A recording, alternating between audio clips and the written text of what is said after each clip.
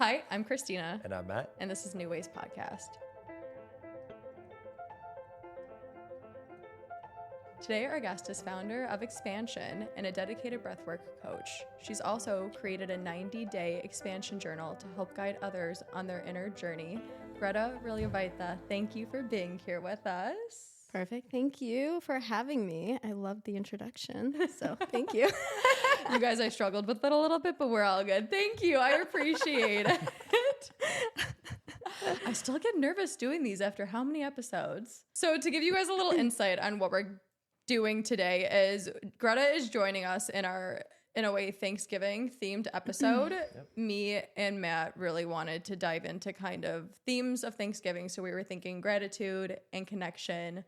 And Greta, I've known you for some time now, and you were an incredibly grounded, unique, like open heart individual. And I thought you could bring some valuable insight to this conversation today. My goodness. Well, thank you. Because I definitely wasn't always grounded. So I feel like that's also been part of the journey too, is like throughout my journey, I definitely picked up a lot of tools along the way to help me feel grounded and feel really comfortable and present in my body.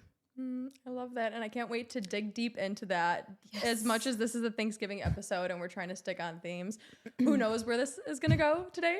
And I'm excited to see how it plays out. Are you a turkey or a ham girl? Ooh. Or neither. Tofu. Is there a third option? Oh no, I would not do a tofu turkey. I mean, nothing against all the tofu turkeys out there, but wait, do they actually make tofu shape? Yeah, they do. Turkey shaped. I don't think I mean, I probably shouldn't talk crap either because I've never actually had one, but it just seems like a sponge on a platter. I don't know. I like tofu. It might but be I yummy. do like tofu. But yeah. Do they make it shaped like a turkey? I'm really trying to visualize this right now. I feel like, why do I feel like it's out there? It definitely is. Tofu turkey. Oh my gosh. Now I'm just thinking of the butter lambs, like on Easter. They love putting food into animal shapes. That's, I think it's like the thing for whatever reason. Yeah, but yeah. Okay, what do you eat on Thanksgiving then? No turkey or ham? Honestly, neither. Although I do like turkey, but I feel like I kind of just do like a completely different spread on Thanksgiving than like what is the normal spread. What's your normal spread? Like I never do any casseroles. Like That's I've never been like a big fan of casseroles, which I guess is a great idea because it's just like a pot of blended a lot of ingredients. So you can't go wrong if you put the right ingredients in there. But I feel like you can go wrong. I guess you can go wrong. Yeah, you can definitely things can go really bad in that pot. It's all about the concept. Yeah. I'm sure we've all been to those Thanksgiving feasts where you're like, I'll eat the bread, thank you. Yeah. But then there's also the ones where I'm like, I'm devouring everything. My best that's true. Oh, what's your best Thanksgiving? My best Thanksgiving, Sid, I love you, is me and my friend, when I first moved to LA, we volunteered at the homeless shelter. Then we got Erewhon Thanksgiving and ate it in bed watching a movie. And that was like the best Thanksgiving I had. I'm like, it was Erewhon Thanksgiving food, which it is delicious. But I'm like, it's all about the intention, I feel like, behind doing anything. It is the intention. I think honestly my favorite Thanksgiving was in Joshua Tree, funny enough. And my boyfriend and I went to Joshua Tree. And the next day we like sat outside. I was just in a robe and I just made a crazy feast of just everything, just from potatoes and salad and like, I made this, I can't remember the name of it, but it's just Turkish amazing breakfast dish where it's a massive pot of eggs and just like tomatoes and salsa. And like, it was phenomenal. We had like 10 dishes on the table. And it was just him and I. And we just went into town. Yeah.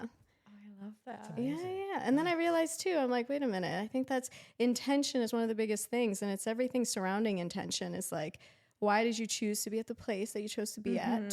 Who are you choosing to be with and share those moments with?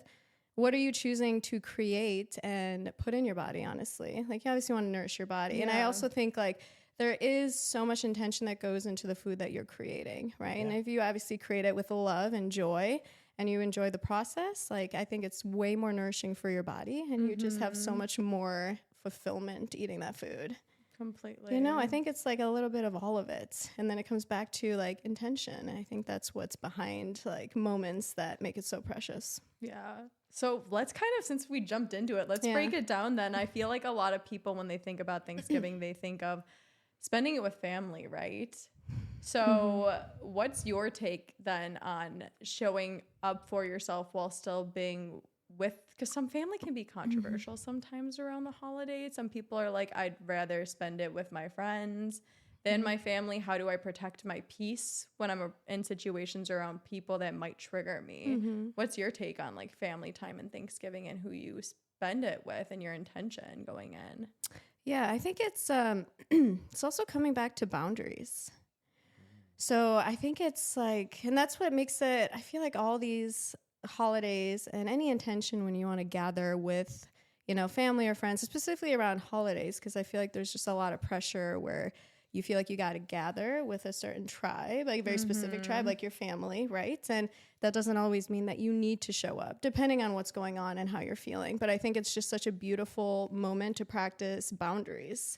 And that is obviously going to be so different for everybody. So it's like, what do you need at this moment? You know, if there is some if you're having a difficult time with your family, I mean, personally, I'm like, look, I know family, it's blood, you love them. If you're having a difficult time, I'm like, show up for yourself. Yeah. You don't need to show up.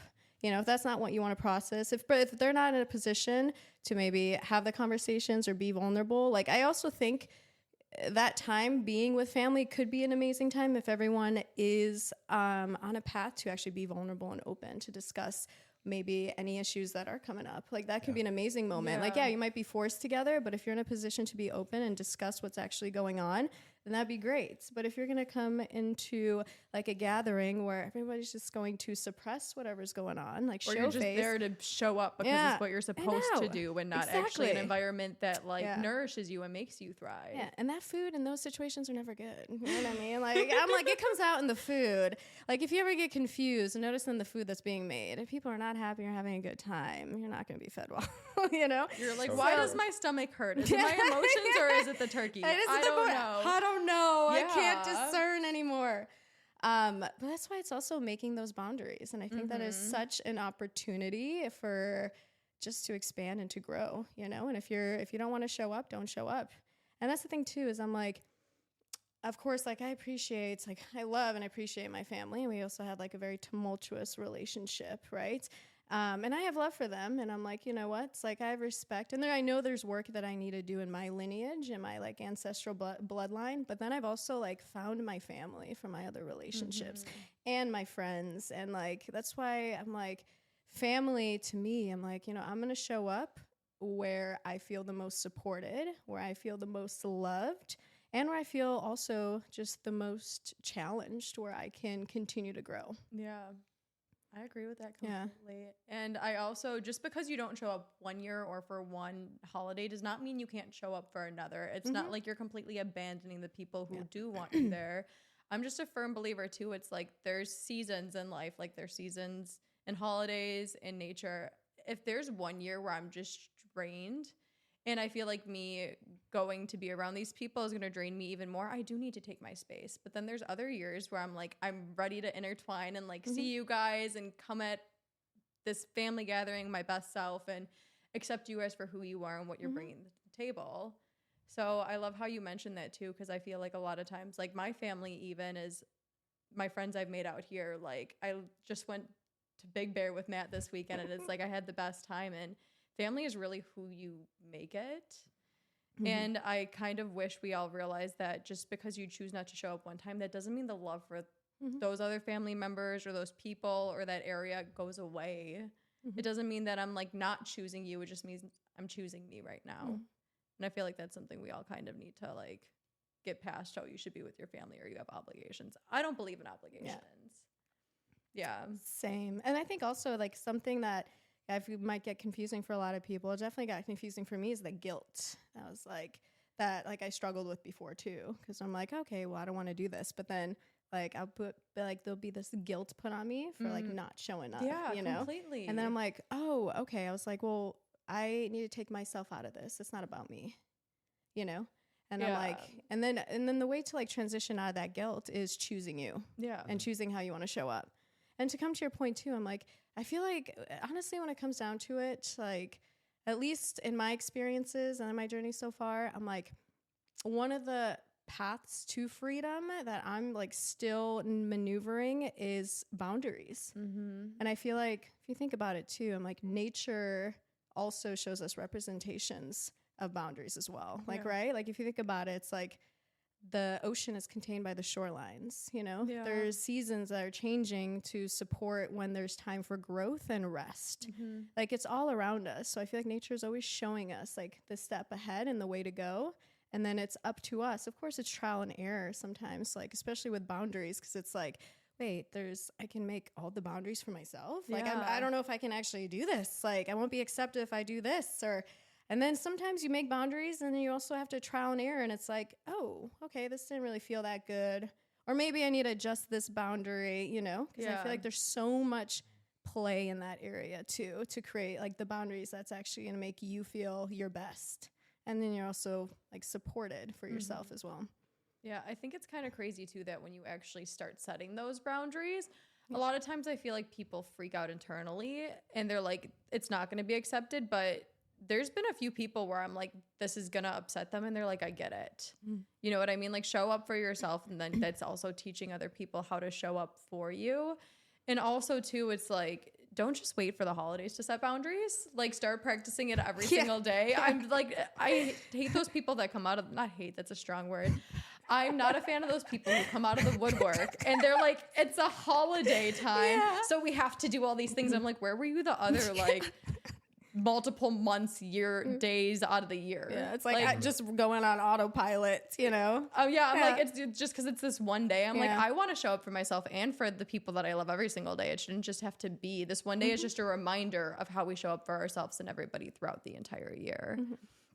So one thing you mentioned too, which I would love to dive a little deep into because I feel like it's a interesting subject, is like family lineage. Can you kind of share what that is for some of our viewers who might not know? Yes. So, well, also like through my journey too, I mean, essentially like we adapt like, you know, generations of everything that our family's been through, especially I think at least like 12 generations that we inherit like in our bloodline, you know?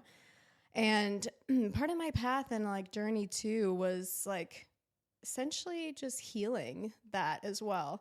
And it took a while. And I think it's also just going to be like an ongoing journey, but it has been healing those lineages so that patterns wouldn't be repetitive as well. Because I think I also noticed too, is throughout my journey too, I was like, there were so many patterns that I adapted from, you know, my family that they weren't able to learn or change. And it was just like repetitive, right? And then I noticed too, and I was like, okay, well, these things that I've adapted from my family, obviously it's not getting me to a place where I want to get. Yeah. Actually, not at all.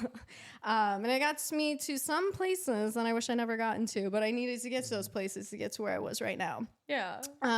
So I did feel it like in my veins too. I was like, all right, like I also think I'm a huge believer too. And I'm like, look, I really believe that I have like a purpose in this world. And that was really hard for me to discover and also believe in myself. Because for the longest time, I was like, why am I even here? Like everything just sucks. Like I just hate everything. I hate everything, which is wild to also look back and like witness myself like in those stages.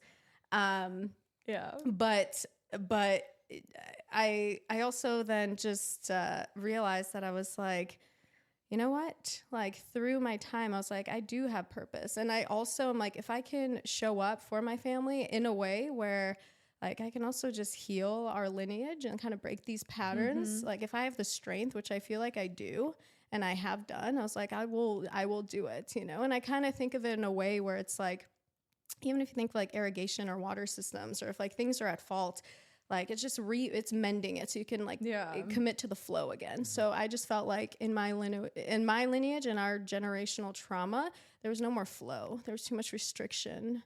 Nothing was going in flow. It was all about resistance, and it was a lot of chaos and a lot of confusion. And I was like, you know what? Let me actually dive in and see if I can repair and mend some of this. And then I thought, I was like, all right. And as a result, I was like, I know I can heal myself, and I can live the life that I want to live. And I was also like a strong believer that if I can break the patterns and heal myself, then as a result, I think also just naturally would heal my family as well too. Yeah. When did you first notice that those patterns became evident? Oh, that's a good question. I think I noticed it. I mean, I think I actually noticed it from like a very young age. One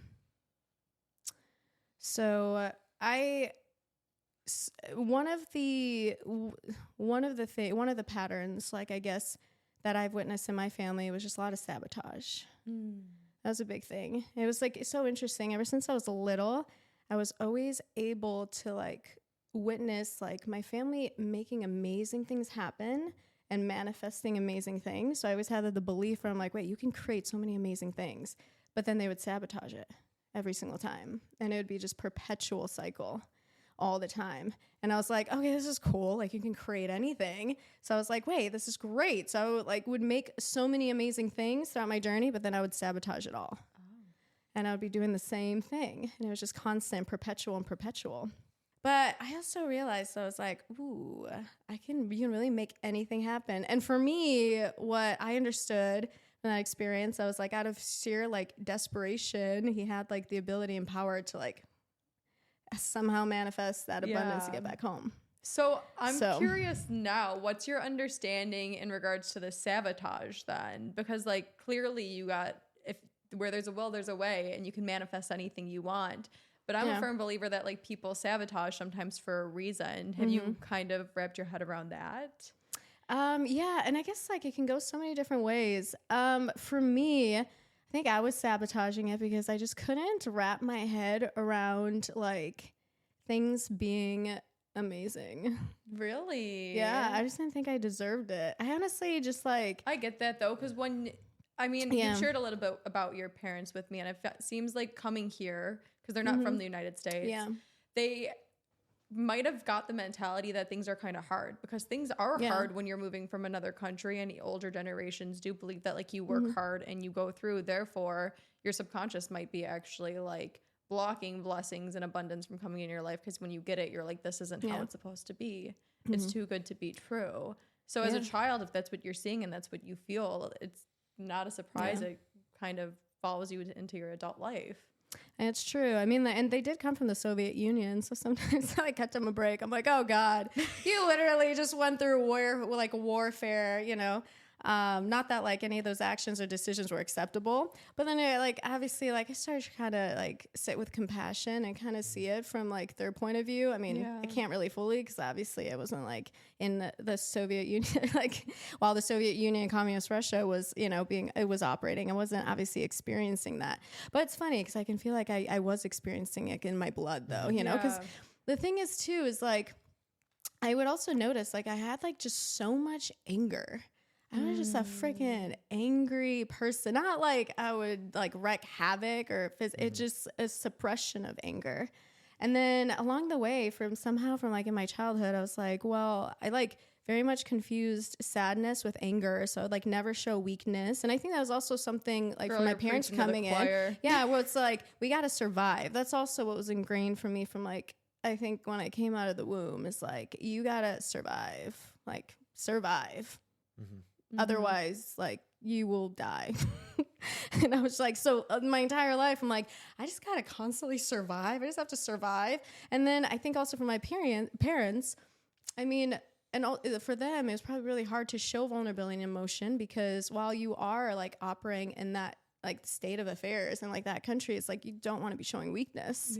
That will be a huge threat to your survival. So me also growing up, it was like I wasn't really able to be emotionally open. So it was very confusing for me to figure out what I was actually feeling, because when I was trying to be open about how I was feeling, it was always disregarded, or it's like always taken in a sense where like I shouldn't be feeling what I'm feeling, and that's actually not what I'm feeling, So it got really confusing. So it took me a while, honestly, into my adult life my adult life. I feel like I'm like still transitioning into my adult life or something. It sounds funny, but it took me a while to like start to discern what I'm actually feeling. And so many times, like thankfully, like my boyfriend, he's just so amazing. And a lot of times, like a lot of my anger would come out, and it like took me like expressing my anger and like sitting with it to realize like I'm just sad. Yeah. But like I just never knew how to show sadness. So instead I'm just freaking like an angry bird, you know? And it's and it would be like a suppression, but it would be more like an isolation angry bird where I'm just like don't touch me. Like don't touch me, leave me alone. But it would like my energy would like exude anger, you know? So it wouldn't be welcoming or warm. Like you just want to be as far as away as possible, you know? I think for a lot of people too, you know, who experience generational trauma, you know, in that way, you know, how did you sort of flip the switch and recognize that this isn't the person I want to be anymore? Yeah, that's such a good question. I mean, it's definitely been a journey. And it's not one thing. It's definitely like a lot of different things that I came across in my path. A big thing for me too was like psychedelics. Psychedelics and plant medicine definitely like altered just a lot of how I perceive myself and how I perceive the world. And I was just kind of really able to see how destructive the patterns were and kind of see them for what they were. And it really gave me an opportunity to like make those changes. How did psychedelics sort of help show you that light? Yeah. Oh my goodness, you're dropping good questions over here. Hey, what's up? Hey, what's up? We got a therapist in the chair. Okay. You know, it's also, and that's the thing too, is like, there's not like one answer to that, but and especially I would always have different experiences every single time as well. So I definitely had experiences with psychedelics where I actually had to feel all the emotions that I like suppressed, and everything would just come out. And I would have to really process it and sit with it, which was also difficult because that's like, I don't know, I probably started suppressing emotions when I was like 4, realistically, like when I was little. Yeah.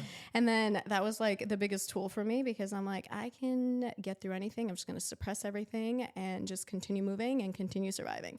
So part of it allowed me to kind of soften those areas and then really sit with all those emotions and understand those emotions. And then also, like, I had so many different journeys as well. Like, it really helped me just deconstruct everything in my mind to the point where I actually thought I was going to go crazy because everything that I ever believed in myself, in the world, it just like shattered. And I like took that opportunity where I was like, oh, wow, I feel like everything I was been told has been a lie. Yeah. And I just been living in this crazy illusion this entire time. And what I mean by that is like in regard to how I saw myself, in regard to how I saw the world, what I believed in. So it really also showed me what I feel like just like ultimate truth and just like connection and love and vulnerability and compassion. Yeah. It helped me also see like my family in a different way, and it allowed me to see them with compassion.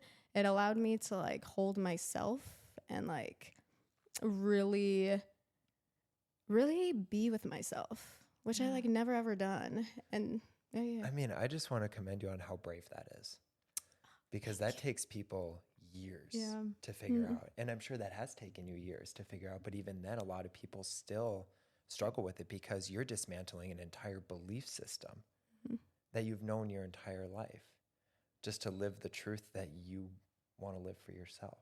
And I just think that's so beautiful. So I just want to say thank you for that. Thank you. And honestly, it's like still a journey. That's the one thing I will say too, is like, I honestly feel like psychedelics and plant medicine is like such an amazing tool. And if you do it out of reverence and respect and intention, I think those are the biggest things. And also, it's not like you take it, fix it all. So I feel like there's also been a misconception where it's like, all right, I'm going to sit with this and then my life's going to completely alter and change when I wake up, you know?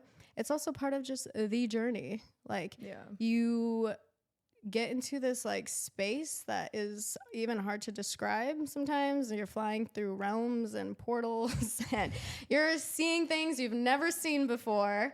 And I think they're just all tools and messages. And then once you, transition like out of that space and once your journey's over, depending on what psychedelic you have, it's like, okay, so now what? The journey continues on, but now what can you take from these moments and how can you continue to use them and how can you continue to grow? And that's why also I've been like a huge believer. I was like, there's so many ways, like through meditation, through breath work, there's plant medicine, there's so many different tools.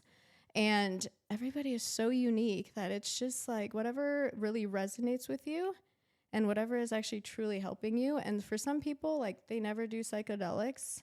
And I feel like some people have a different path, and there's some people who do once, like psychedelic once, and they're like, okay, like there's some people continue on the journey and continue on the path. And I think it's just a reminder that like, there's no should be for anybody. There isn't. I feel like that's the most amazing thing too, because no one's ever really going to know what you need. It's just you that you know what you need. Yeah.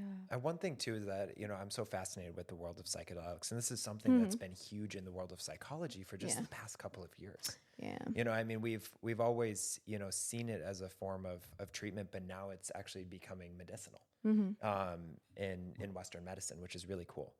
And so I don't know if we're quite there yet. I know some people are pushing for it, but I think the closest to any type of like plant medicine we're seeing in the psych world right now is ketamine. Is that correct? Yeah, and also shrooms. Really? I didn't know that they're pushing for that now. Psychedelic therapy is an actual therapy being used. Oh, really? Yep. Okay, that's cool. I didn't know that was coming out. And I think at one point it was like MDMA as well, but I don't know if that's like... MDMA therapy, and there's a few different things they're like really trying to push and advocate for, and then that it's actually also being like worked on. You can get licensed now for it, which is really cool. So that being said though, for people who are really like just kind of starting the journey, maybe they're kind of scared to take psychedelics because they're worried of a bad trip, or maybe they're worried of like, a bad experience, or maybe how people will perceive them and stuff. And so how, what are some ways that can kind of help people sort of kind of get over those initial fears and make themselves feel like they're in a safe space to do this sort of thing? And I think there's like even other modalities like breath work, like yoga, a ton of like for me, because I've been teaching breath work for like a few years now. And like the spaces that you get into during breath work honestly feels like a psychedelic journey, and that's just utilizing your breath. Like it is insane, like how powerful our breath is. It's everything. It's like our life force, we like don't obviously consciously think about it, which thank goodness, thank God. But at the same time, we kind of forget about it. And that's really, really like such a powerful tool that will help just continue to navigate us throughout our journey. And I think it's just having tools. That's why, like, at least for me, I personally just don't take any psychedelics lightly as well, just from things that I've experienced or from others that I've seen experience where I'm like, it's not something personally, I'm like, it's not for recreational use. You don't take it lightly. I think it's when it resonates, you feel good. I'm like, that's why it's also important to like, if you ever, at least for me, if you are having a journey and let's say if it's not guided by somebody you trust, or you have a safe space, you're with people that you trust, you have an intention, and also just like starting very, very slow and just easing into it, because everybody is so unique. Yeah. And you don't know what somebody's going through, what their traumas are. Like, I mean, I've done some crazy things with psychedelics and like gone places where I'm like, oh my God, this is like actually insane. And I'm like super happy that I like gotten tools and everything along the way. But I've gotten to places where I'm like, without any tools or just kind of easing into it, I could easily lost my mind. Yeah. Cause I'm like, you can get to some pretty, pretty wild, insane places.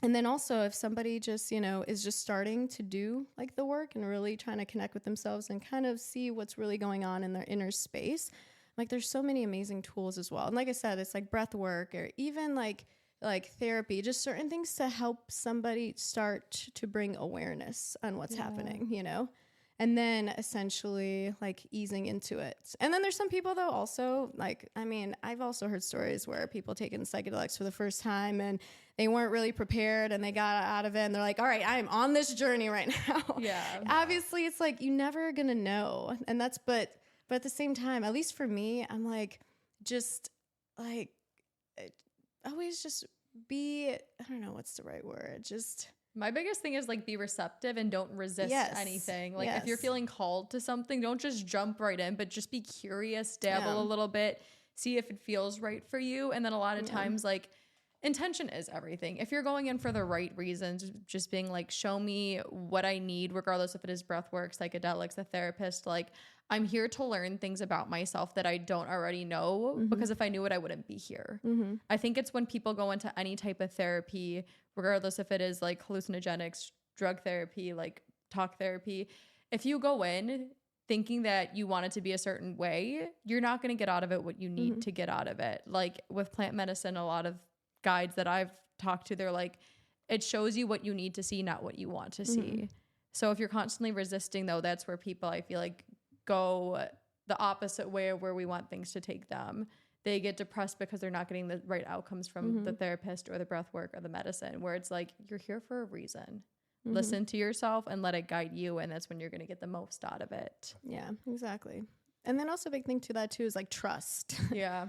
Like trust it as well, you know, like it is like a connection. Well, you can't open up and listen to yourself without being safe and feeling safe, right? Yeah. I agree with that. And then we think about it, I'm like, man, you're really just immersing yourself in a different consciousness. How wild is that, right? If you really break that down. Well, I think it was so funny too, though, how you were like, my world literally crumbled down in front of me. But at the same time, wasn't that one of the most freeing things on earth? I don't know. I've had my world crumble down and I was like, it makes so much sense now at the same time. you know, so many people are so scared of this world that they've built. They're like, this is just everything that I know, right? Things are meant to be tough. I'm supposed to be here for this person to do this. But it's like, they hold on to this world that's not serving them or they don't like anyways. It's when you realize like there's other things out there, it's so freeing. Yeah. So kind of full circle, how have you implemented now your journeys, your work into being present with your family? Oh, yeah, that's a good question. And it's definitely not easy all the time. And it comes back to me working on my boundaries. Because, and also, do you find it easier to be around them now that like you have a deeper connection with yourself and kind of an understanding? Honestly, sometimes. Yeah.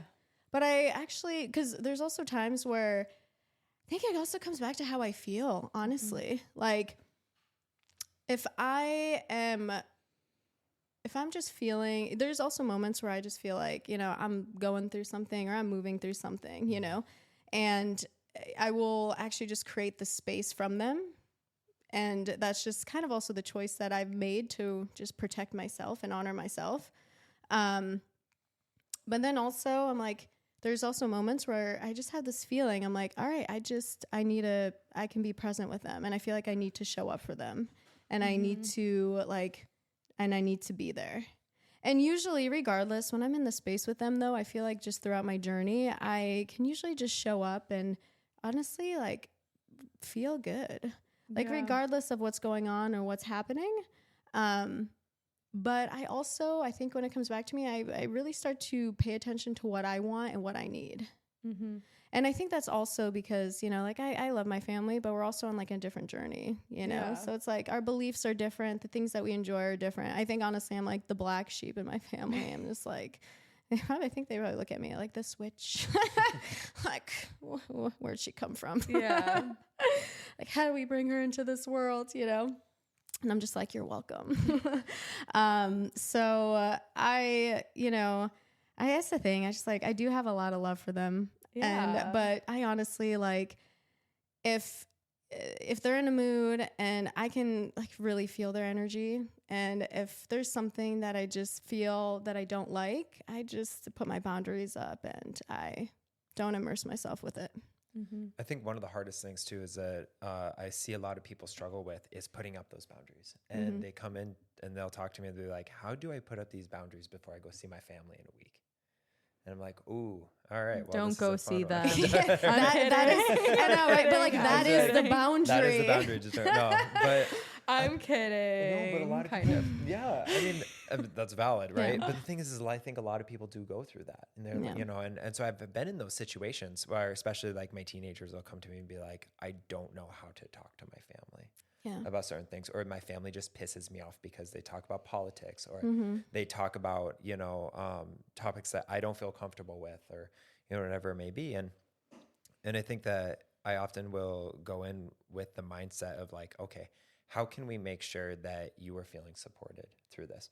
If we have to memorize like 5 or 6 sayings, you know, in our head, you know, that can kind of help sort of diffuse and, you know, help regain your power, you know? And so I think things like that are also really important as well, that I've really seen time and time again, or just people, it's like, you do hold the power, you know, to control you, not what someone else does or say, you know, but recognizing that is like a huge first step. Is like, they're them, you know, they are them and you are you. And that's the important part. It's like, just be glad you're not them, you know, and Just then be glad you're not them. Yeah, just be glad. Yeah. You know, and I think that that's a huge thing. People are like, oh wait, that is, I'm so glad I'm not them and I get to be me. And I'm like, you're right. You do. And so, realizing you can disengage from people. You can still be there, be present when you can. If so, like, it's kind of like this. If we were talking about a subject one person didn't want to talk about, they'd be like, I'm good, let's move on to something else. Or honestly, like, somebody would just walk out of the room and be like, I'm good.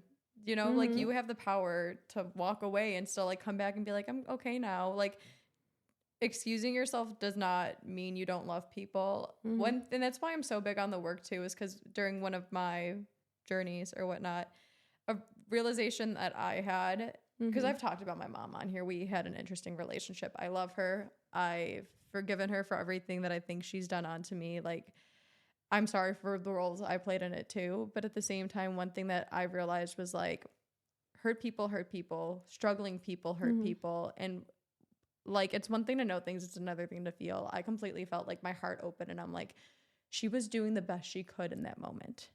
You know, I'm like, I don't think any mother or father intentionally, some might, but most genuinely just want what's best for their kid. They're just doing the best that they know how. Right.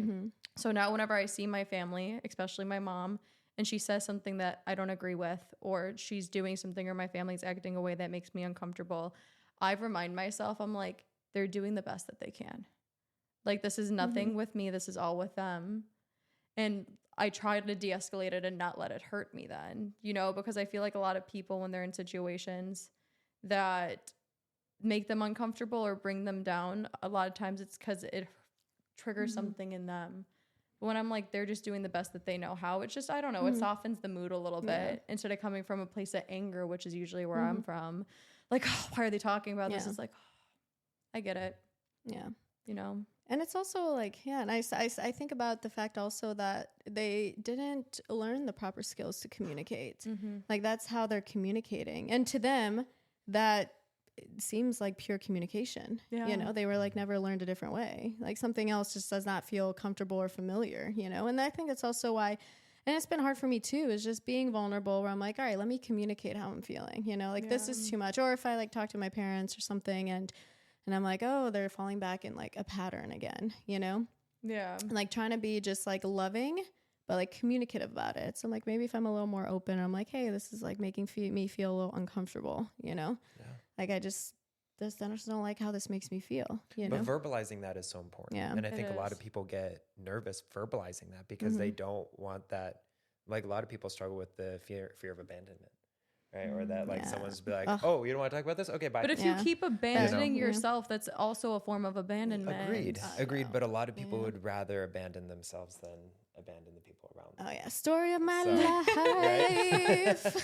It was, I struggle with that though. Like, just, abandonment. So I just like recreate those scenarios too. Cause I was like, no, I'll just I'll abandon myself. But then I would find people in my life where it's also wild, because I'm like, man, I was so strategic and I was unaware of it, you know, because I'm like, I would purposely find myself in situations where I would like set myself up to be abandoned just to prove the point that I'm abandoned. And then when I actually saw that happening and started to deconstruct that pattern, I'm like, man, I'm pretty smart. Like if I can like subconsciously create this in my entire life, like throughout my relationship in my life, I'm like, man, imagine what I can create with intention and, like with good intention. So, like it is interesting how like, you'll like create things in your life and scenarios to, basically honor a belief that you have. Yeah. And also, so just to also go off of intention, I want to talk about also too, one of the main focuses that we're here today is your book. Oh my God, yes. And which is... I've just been holding it in my lap. Your book is literally a journey too, and we've been talking about the journey. It's just been chilling here. Yeah. It is a journey. And for our audio listeners, your book is a up to 90-day... it's a 90... Yeah. Hi. No, you're good. It's a 90-day journey. The reason why I created it too, I mean, if I'm being real, honestly, it came on an LSD trip. That's where, like, if I'm just being truthfully honest, the entire, this journal and the look of it obviously wasn't birthed from an LSD trip, but it was like and it was many variations of many different LSD journeys and trips. But the idea was starting to be created from like my journeys. And what I was starting to see though, I'm like, it's really just about the journey. It is. You know, I'm like, man, like, I mean, we still have like a freaking journey ahead of us. But like when I started to really sit and think about it, I was like, wow. And it also brought me so much compassion to just everybody, because I'm like, everyone has such a unique journey, right? We're just navigating through our own unique perspectives. And for me, I'm like, I think it's all, and it comes back to collaboration. It's like we're navigating through our journey, and we're also meant to come together and share our experiences. So we all have something to teach, to receive. You know, every single person, regardless if they think they have nothing to offer, they have a lot to offer, and they are a teacher, right? Because they probably experienced something that somebody else hasn't experienced. And like the only thing that we can do about it, the only way that we can share our experiences is coming together. So I created this journal as like my first product, and it's a journey inward. And for me, what I realized, I was like, you know what? It's really a journey through inner space. Like, how vast and amazing is the freaking universe? And we can go down a wormhole talking about how vast and amazing the universe is. And it exists within us, because we are the universe. And coming back to the fact, what you were saying is the power is within us. We like literally have electricity running through us. Like we are walking nuclear like power plants, which is wild, you know, and that's like a fact based on quantum physics. So for me, I was like, you know what? One of the most exciting things in my life that I have done so far has just been on the journey of life. Just like navigating life, like going through all the trial and errors and like learning things, rediscovering things, sometimes picking up things that might resonate and feel so good, and then later realizing that that completely changed and shifted and altered, right? You're it's time to put that down. Yeah. Like, I'm done with it. It served its purpose completely. Exactly. Like, it's so wild. And it's like the possibilities are infinite. Yeah. And I think when I really just started diving into that, I was like, wow, life is freaking phenomenal, you know? And it is like such a gift. And like having just us humans all together is a gift in itself as well, because we are part of just one freaking amazing consciousness. We're all one. We really are. I honestly think like we just been taught divide and conquer. And I think that's what just society always wanted to do, is create this illusion of separation, separate everybody. Because when we come together, we can literally make any like mountains move. All that energy together. Are you kidding me? When we're all like unified and like freaking like I don't know, like the things that we could probably do are probably insane. And I don't know, whoever's operating this is like completely fearful of that. So I think the goal, the freaking mission in this like in society has been like, all right, let's instill fear in everybody so they don't come together. Let's keep separation, divide and conquer, so we can power essentially scares control a lot of people too, though. Yeah. So it's like, you know, however, but this also tie it in. Get so excited. I'm like, I'm so sorry, journal. Let me talk about you. But essentially, so, you know, I created this journey where every single day has an intentional prompt just to help pinpoint, guide your focus. And the whole purpose is going on a journey inward. And it's broken down into 3 stages. So the first 30 days is about just building a strong foundation of just being gratitude and being positive. And that doesn't mean that you, whatever it is that's happening, you got to ignore it and just like be like, I'm a positive human. In reality, like something else is going on and you're not feeling your best. You know, it's not about ignoring any of that. That's not the goal, but it's about building just a strong foundation for when we go into the second phase, which is the next 30 days up to 60 days, we're really going inner space to really figure out what's going on inside.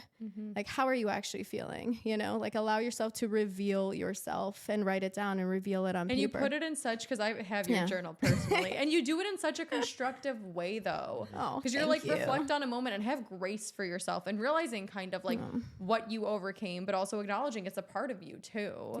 Yeah. And I love how you focus on gratitude, building like yourself up, and also like it kind of, am I mistaken? The end's kind of, because I'm not at the 90 days yet, but the end is kind of manifesting now what you want. It's like it's taking you on the journey through like setting that energy that's going to carry you forward, realizing where you've been and now where you're going. Exactly. Yeah. And that's also, it's like the last 30 days. I mean, that's where the brand, the name came, is expansion, right? It's just to allow yourself to expand, like just connect yourself with the universe. That's so expansive. Like it's infinite. It's never ending, you know, and so are you. And that doesn't mean like don't take time to like contract as well. Like take time for rest.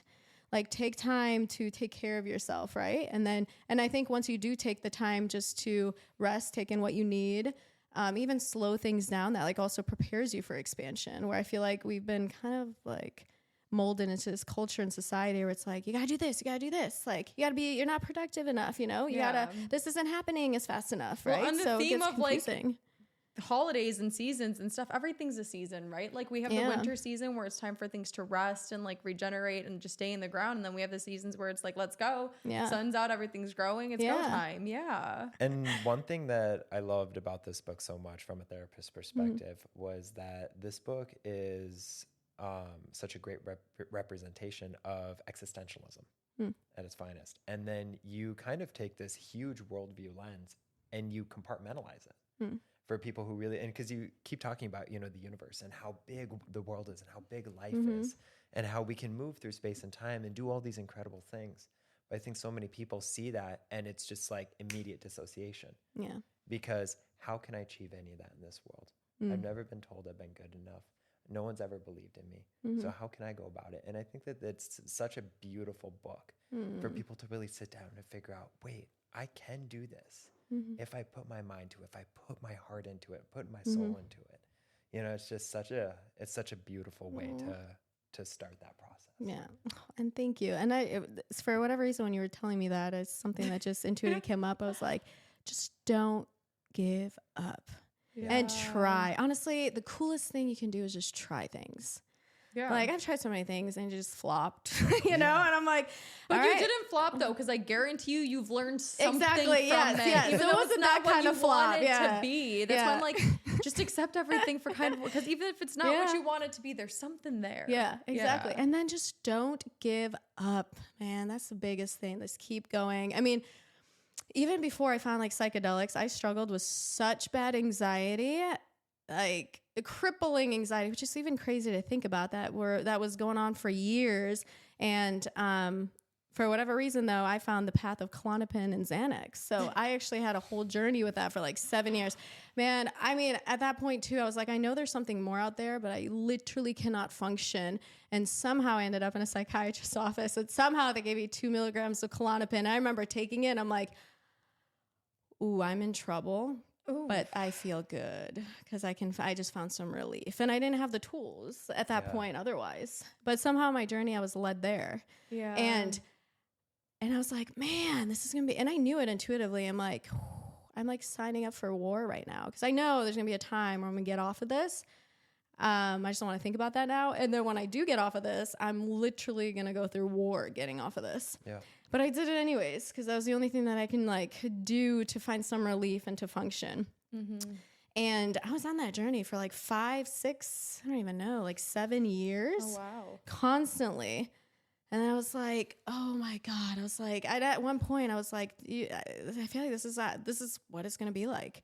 I am so dependent, and I was also abusing it as well. I was abusing everything else as well. But I mean, I was definitely 100% dependent on like these medications.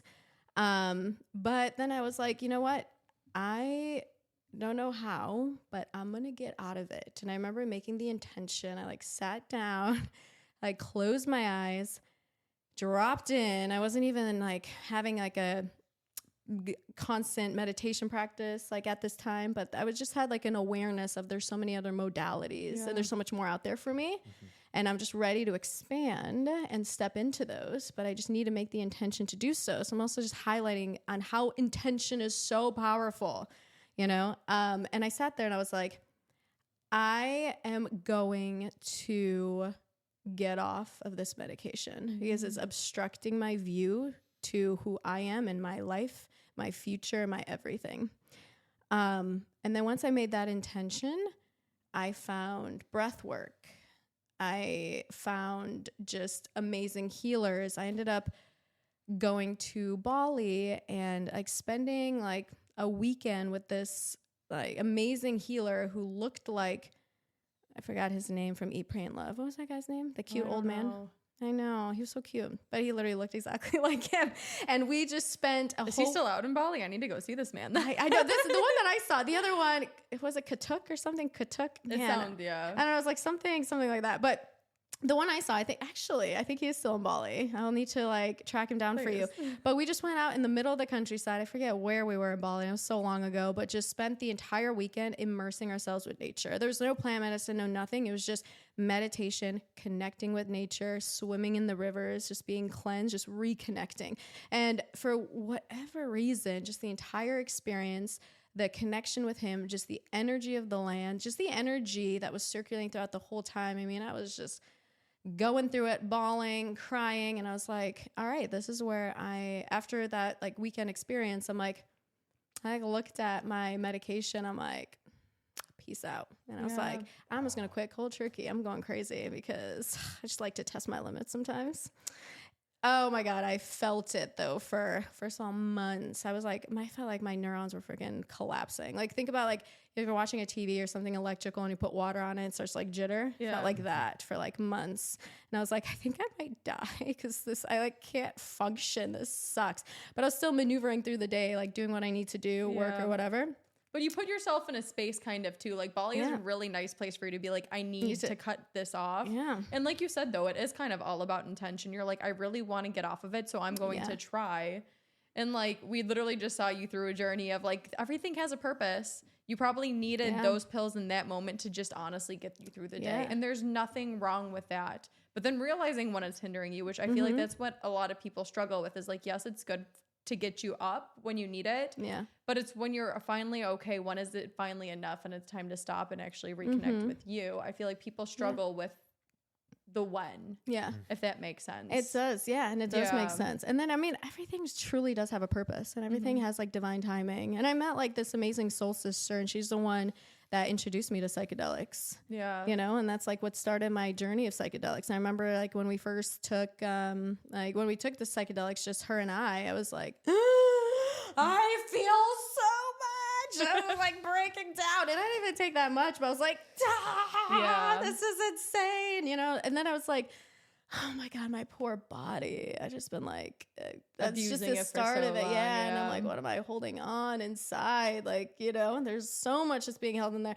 And then that's when I realized it's a journey. And I was like, it doesn't take 24 hours. It's not going to happen the next day. And I was like, I finally started to accept patience, trust, also self-love and love. I mean, honestly, like, it all just really comes back to love. Like it's the most powerful thing. I mean, once I started being vulnerable, I'm like, this is so scary, you know? And like trying to be vulnerable with like your relationships and like your partner, I'm like, wow, love is so powerful. Why did nobody teach me this? I don't know how to deal with it. I'm overwhelmed, you know? And it took me honestly a while to like navigate how to deal with love because I was never really taught that. It was like I guarantee you too, there's going to be new ways to that like pop up and you're like, I thought that I've experienced almost everything I could. And you're like, life is a journey. Everything is a surprise.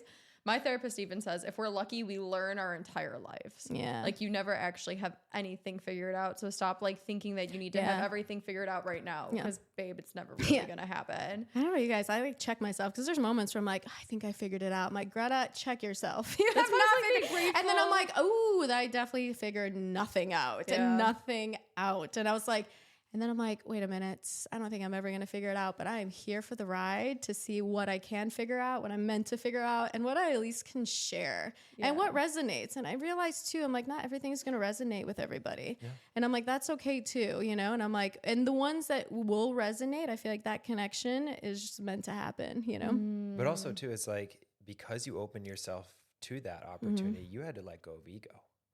Yeah, I know. That had to have been pretty hard. Oh, yeah. I love that attachment to ego. I also was like a control freak, you know? I was like, I mean, that's also like, however, I never had like a sense of safety. So it's been like my biggest thing in my entire life and just finding safety. I just love how the one thing that I'm getting from this now is kind of just like change so much. Like I just feel like from hearing your story, we've gone through so much, and I'm like, you're just so open to change though. Like so many people are scared to like let go of once again their ego or like how they were raised. And it's like when you just embrace I am who I am and the situations that I'm in, and I'm grateful for this moment and what it's presenting to me, and I'm gonna soak every second in. That's when it's like, like you just seem like a rock star and like transforming yourself. You're like, this is what's going on. I am listening and I'm grateful for the moment, you know? Thank you. And I'm not gonna lie, I am like still terrified of change, but I do it anyways. But that's why also too, your 90-day journal is so nice also, because it's like, you guys, it's literally 1 page a day.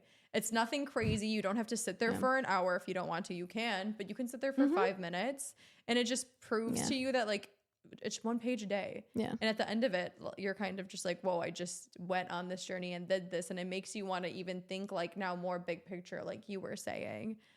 So to kind of wrap things up also, since a theme is change and gratitude, what's one moment that completely changed your life and one thing you're extremely grateful for? Oh my goodness. Whew. Okay. One thing that has extremely changed my life. Yeah, I guess like a moment, like great. Do you know, life seasons were changing. There's influential moments where you're like, oh my gosh, it might have not even been a joyous one, but you're like, I needed that. It's so interesting. I mean, honestly, I can think of a million things, but the first thing that pops up is like Chris, my boyfriend, meeting him. Yeah. He seems like such a grounded guy. I've never really spoke with him too much, but I'm like, you guys, And the reason why I say that is I've like never been open to love. Like I've always been chasing toxic relationships after relationships, like back to back. And I was like, you know what? I'm just surviving on my own. Like I just got to do this on my own. Like screw it. Like,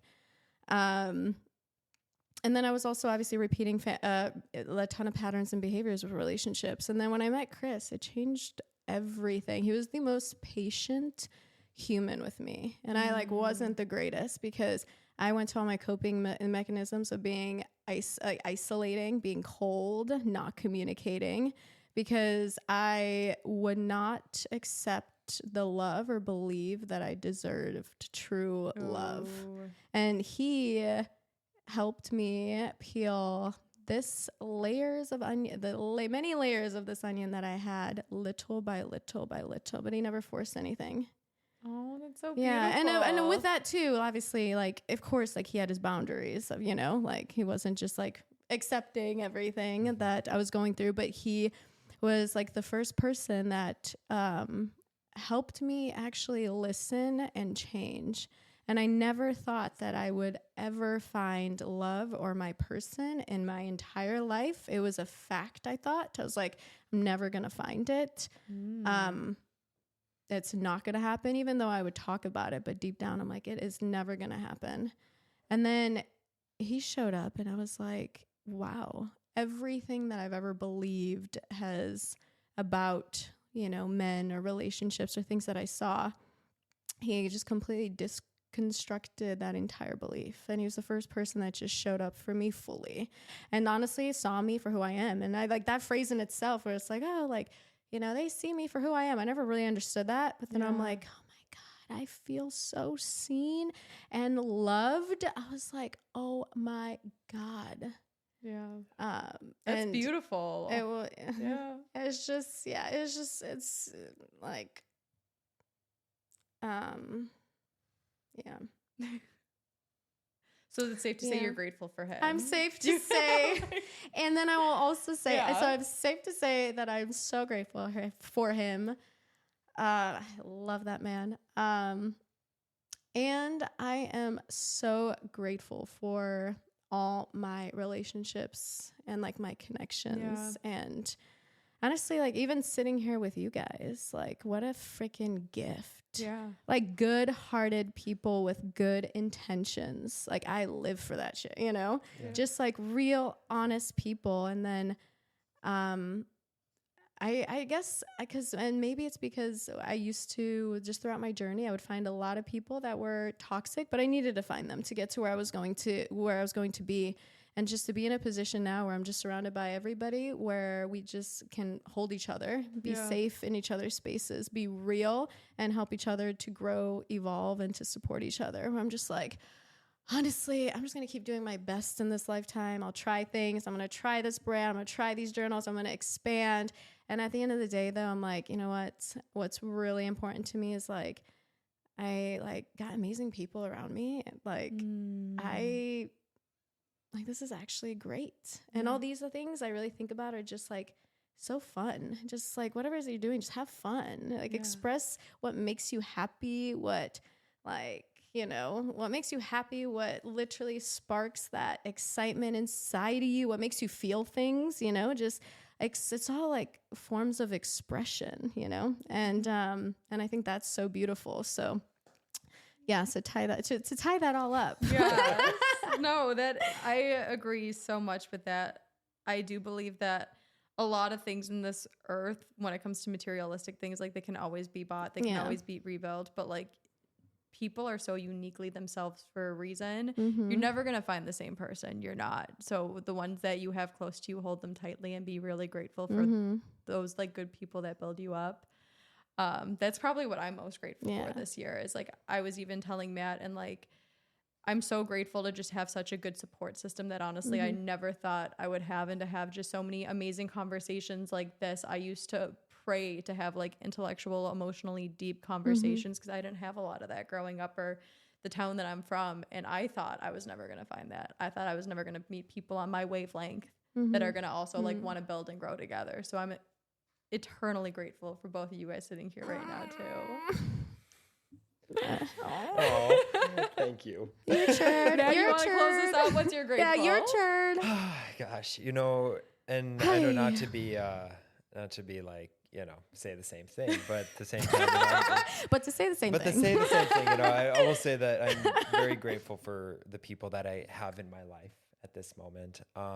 We talk about moments that have kind of altered who we are as people. I go back to 3 years ago, almost to the date, a month ago. So 3 years and a month. I decided to move out to Los Angeles. Yeah. And we talk about doing it scared. And that was a big thing. And so like just being grateful to giving myself that opportunity to do something new, to be scared in those moments, but then recognizing that goodness can come from it. Yeah. And to be now surrounded by incredible people such as yourselves, and meeting you for the first time tonight. I'm like, you and I are going to be friends. Yes, please. So I already made that decision. I was like, I hope he just accepts. I was like, no, you're coming over for dinner. Yes. So, but truly, it's just like you start meeting such incredible humans, and when you keep your mind open, and you keep that, sense of self, open, and meeting new people and new experiences, great things will come from it. Yeah. And I'm just very, very fortunate to be in that situation and mindset now today. That was lovely. Wait, that was so lovely. Yes. Wait, I love this. Yes. I know we could all probably say the same thing, but thank you guys so much for the amazing conversation. Greta, thank you so much for coming out here from the West Side and joining us. For the West Side, for making that journey. Yeah, so many journeys. No, but for real, thank you guys so much for having me. Yes. Like so much. I'm trying to think of other words in the vocabulary. That's not thank you. That's like more, sometimes it's like so hard to really express like truly like all those good feelings that you feel, you know, and like gratitude and stuff. But I hope that helps explain and exude how grateful I am for you too. It definitely does. I feel you, girl. I feel you. But on that note too, to our viewers, we will be linking the link for her amazing journal and website and everything below. You. Please check it out because truly will change your life. It's a little thing that you can do to show up for yourself and just continue on the journey. So thank you guys so much for listening. Until next time, I love you. And keep shining your light. Have a good night.